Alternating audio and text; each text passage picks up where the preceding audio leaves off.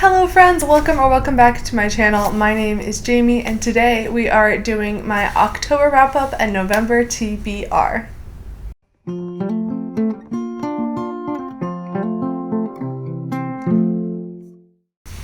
Okay, well, October is over and it is very sad. It was such a wonderful month with a lot of fun and we did read a lot of books. So without further ado, let's get into what I read in October. I have 4 books that I own, and then I will go through the other books that I either checked out from the library or read on audiobook. So first off, we have Never Let Me Go by Kazuo Ishiguro. This I absolutely loved. This was a very high 4.5, maybe even 5-star read for me. This is a very popular science fiction novel. This follows our 3 main characters, as they grow up in a boarding school where something is not quite right about the students who go there. And as they grow up, they learn the truths about who they are and why they went to that boarding school. And I just found this to be such a really emotional and powerful story, and Ishiguro's writing is absolutely beautiful. Our protagonist, Kathy, is telling the story to the reader, and the way that she is explaining the story, it is very real, like as if someone is sitting there and telling the story to you. Ishiguro's writing is so clever, and just the characterization is very, very good. I really loved this, though I will say that I know some people did not enjoy this because it is very, I don't necessarily want to say slow because I didn't find it slow, but the things like the reveals happen very incrementally, and none of the reveals are these like big, like, oh my gosh, I never saw that coming kind of thing. It's more just like, just the way that the reveals are done is a little bit different than a typical sci-fi story or like a thriller, because I do think this is like a psychological thriller. It definitely gives you that uneasy feeling. But I do know that people felt that it didn't really like have that big like wow moment, and I feel like that was just very intentional, and I actually preferred it exactly as it is. So I really liked this. This is one of my top reads of the year. Next up, we have Tomorrow and Tomorrow and Tomorrow by Gabrielle Zevin. This is a literary fiction novel, contemporary. It's actually set in the 90s. I have a full review up for this on my channel, so I'm not going to go too far into depth in this, but this is a literary fiction novel about 2 friends who develop a video game company together, and this is really just it's really nice. I gave it a 4 out of 5 stars. It's a poignant, emotional novel about friendship, but also a lot of other themes that are pretty typical to literary fiction. I wouldn't say that it's super like high level literary fiction. I actually think this would be kind of a step between just regular contemporary fiction and literary fiction. So if that is something that you're interested in, I would definitely say to check this out because I had a great time with it. And though it's about a video game company, you really don't need to know anything about video games to be able to enjoy this. Really, rather than, I mean, it is about video games, but more than about being, video game centric, it's actually just about art and success and finding value in our work and our lives. So even though it's about video games, it does not, you're not going to be hindered if you don't necessarily know a lot of things about video games. And over Halloween weekend, I read Small Spaces by Catherine Arden. This is a middle grade horror, and it's a very atmospheric Halloween-y story about a group of children who go to a farm for a field trip, and their bus breaks down on the way home, and spooky happenings do occur. There's a lot of great frightening moments, some really good middle grade horror, and it does have a lot of the classic tropes that go into especially this concept. but a young reader may not have yet come across those tropes. I had a really good time with this. It's cute. It's just a little bit spooky, so perfect for the October season. And then I'm also continuing on my quest for the year to finish a series of unfortunate events. My reread for it, I have been reading one book of a series of unfortunate events per month, and this month was book number 11, The Grim Grotto. Okay, moving on to some other books that I don't have with me, but still read in this month. So the first one on that list is The Cabin at the End of the World by Paul Tremblay. This is a horror/psychological thriller story about a family who is on vacation in a cabin in the woods, and they get a knock at their door. A group of people come to them saying the world is about to end. It's currently ending. An apocalypse is among us, and the only way to stop it is if one of you three decides to volunteer to be killed, essentially. So this I actually read while I was in a cabin in the woods, so I had a lot of fun with that.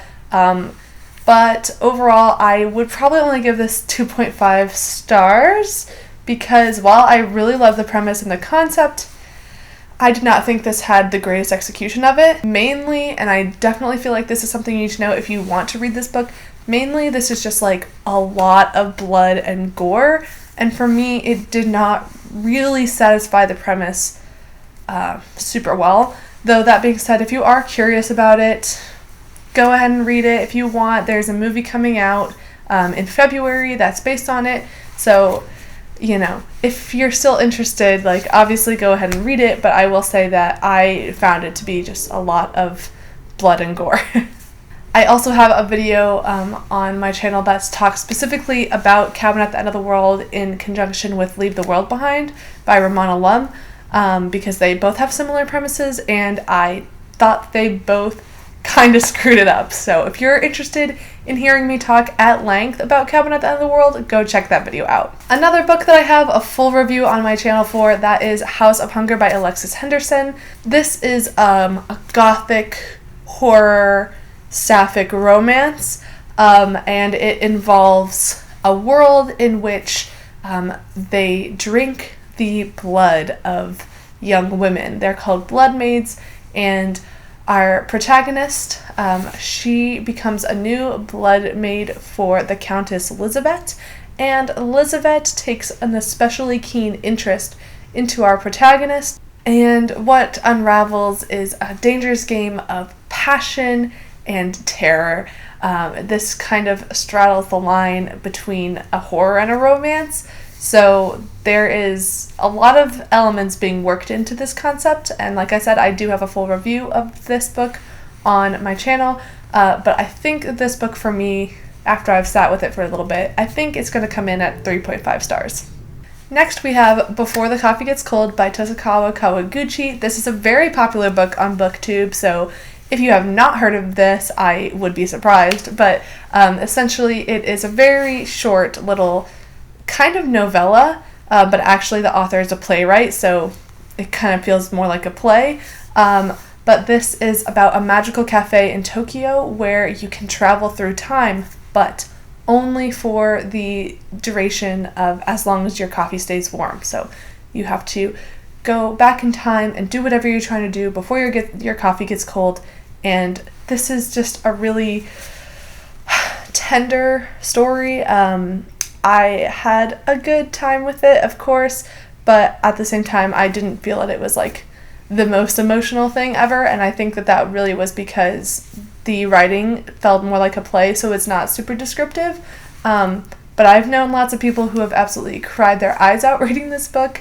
I just thought it was really tender and sweet, although it, of course, has its sad moments. So I rated it at 3.5 stars. And finally, the last book I have completed in October, that is Daisy Jones and the Six by Taylor Jenkins Reid. Another very popular book by a very popular author. Daisy Jones and the Six is the story of a fictional band in the 70s and how they came together, their rise to fame, and then their eventual breakup. I listened to this book on audio, which included a full cast, which was fun. However, the story is supposed to be these like older people, like the older members of the band, like in their 70s, just reflecting on their experience. But the cast was actually very young, like they were obviously younger people, so that was a little bit distracting. But kind of like most Taylor Jenkins Reid's stories, it was pretty entertaining and just easy to get through. It was a very quick audiobook, so I think I listened to it like in a night.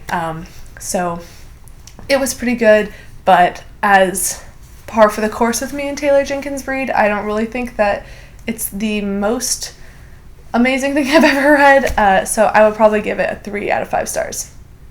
Okay, we will move on to a couple kind of outliers here. So I did have a DNF, unfortunately, and that is After She Wrote Him by Solari Gentile. This was for my book club. This was a book club pick, and I really wanted to finish it, but did not happen. And also, just as I continued to read, I just felt myself becoming just really disinterested in the story. This is about a woman who is writing, they're writers, and she's writing a character, and then at the same time, the character is writing a story, and she is his character, and you have to figure out who is the real person and who is the creation. And then on top of that, there's also an unrelated murder mystery, which all of that sounded like a lot of fun, but reading it, I just did not enjoy the writing style. This is a book about writing and about being an author and about writing important works and things like that, and it just, to me, it just got a little pretentious, so I unfortunately did not finish this one. I also only got 3 stories into The Gathering Dark, an anthology of folk horror, 3 out of 10. So I will continue with this on in November. The stories have been pretty good so far, especially the last one that I just read, which was actually written by the editor of the book. So that story was called Loved by All Save One, and that one was actually, I was pretty spooked. So I'm excited to continue on with this in November. And then the book that will not quit, that is The Death of Jane Lawrence by Caitlin Starling. This was on my October TBR. I saved it all year specifically to read in October, and I only got halfway through it. So I'm going to continue on with it. I'm actually not hating it. Like, I'm sorry to say, but I have heard people not like this. And it's not that I don't dislike it, but it is very long. I am listening to this audiobook on 2 times speed, and I've already been listening for like almost 5 hours, and I'm only halfway through, and I just feel like I don't know if it needs to be this long. But that being said, I will finish this because I told myself I would. Okay, moving on, we are getting into my November TBR, so let me just for a second pull out my little, this is my TBR board, and November is the final month in my fall books TBR list, and generally speaking, when I make lists that are 3 months out, the 3rd month is where things really fall apart, and I think that might be the case for November.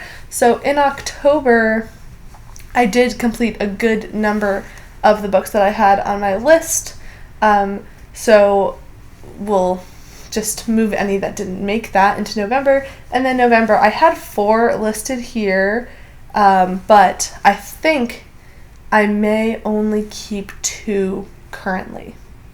So here we go. Here is the plans, though I do not think I will get through all of these, so we will go in order of my priorities. The first book on my November TBR is A Minor Chorus by Billy Ray Belcourt. This is a book that I saw in my October edition of Book Page, and it's a very new release actually. And this is about a queer Indigenous doctoral student, and it's about writing again, I think, and other intense themes, I will say. So I'm not trying to look very much about what this is. I just want to start reading, and it's very, very short. So I hope to get through this very soon. Next up, I have This Time Tomorrow by Emma Straub. This is a contemporary fiction novel with a bit of magic, time travel. I have not read a book like this in a while, but I have heard a lot of people really like this one. I have enjoyed Rebecca Serrell's In 5 Years. And I don't know if there's going to be anything similar to that, but I feel like they're in the same vibe. So this finally got to me from the library, so I'm excited to read it this month. Next up, we have a book that was on my October TBR, and I tried, but I could not get to it, and that is You're Invited by Amanda Jayatiza. This is actually the Literally Dead book club pick for October, but due to the library, I ended up reading the November book club pick in October, and so this October one is going to be in November. This is a thriller about a woman who is invited to her best friend's wedding, and the groom is actually her ex-boyfriend, and over the wedding weekend, a murder occurs, and our protagonist has to figure out who's the murderer and stop it before they attack again. Next on my list, this was actually on my TBR board. This is something that I plan to read in November, and that is My Dark Vanessa by Kate Elizabeth Russell. This is about a student-teacher relationship, and my understanding is that it's very heavy, and it's a very difficult topic to read about. But that being said, I've also heard that it's a very, very good and important read, and it has been on my TBR for a while, and I've finally decided that now is the time. So my goal is to get through this month. I am making it a priority. Next up is Razorblade Tears by S.A. Cosby. This is a thriller / contemporary fiction. This is also a Literally Dead book club pick from a while ago, and this has been on my TBR for a while now. But this follows, I believe, 2 ex-convicts, and one of them, their son has been murdered. So now these 2 men have to figure out what happened, and also I do believe that this deals a lot with race and race politics. So I'm interested to read this, another heavy hitter with a lot of really heavy themes. So we will see. Reading My Dark Vanessa and Razorblade Tears back to back may be really difficult, but as of now, that is the plan. And now we're getting down to 2 that I just don't know if I'm going to be able to get to, but they were on my TBR board, so at some point I had these on my list for November. 3 months ago, I decided I was going to read these in November. So the first is Vicious by V.E. Schwab. I have owned this for several years, and I just feel like I need to read it. I've never read a V.E. Schwab, and it just seems ridiculous that I haven't done that at this point. I remember starting this like forever ago. It's about 2 genius and competitive roommates in college who grow up and continue on their quest to become the best at whatever it is they're doing. It's kind of a semi-dark academia. Yeah, it seems fun. It seems a little bit dark and spooky, but for some reason I just haven't really been gravitating towards it, so I'm really going to try to get to it this month, but if not, I will push this into December. And finally, the last book that was on my TBR board for November That is The Bone Shard Daughter by Andrea Stewart. This is a fantasy novel, long as fantasy tends to be, and I bought this actually last Christmas. Like, literally, I bought this. It's been sitting on my shelf for a year, and I haven't even looked at it, even though when I did buy it, I really wanted to read it, and I'm still interested in the concept. It's a fantasy world with what I have been told is a really interesting magic system. I don't gravitate towards fantasy books, but this looked really, really interesting. I feel like if I can't get to this in November, it's still going to be a good December read. So we will try, but that is that. We'll just have to see. I mean, this is a very long book, and I'm not sure that I'm going to have time, especially as I'm having a very, very busy month already, but we will attempt that. There you go. That is my November TBR. Please let me know down in the comments below if you have read any of these. Let me know how you liked them. And otherwise, let me know what your November reading plans are. I'm excited to see what everybody else is reading. Thank you guys so much for watching. I hope you have a really lovely day, and I will see you next time.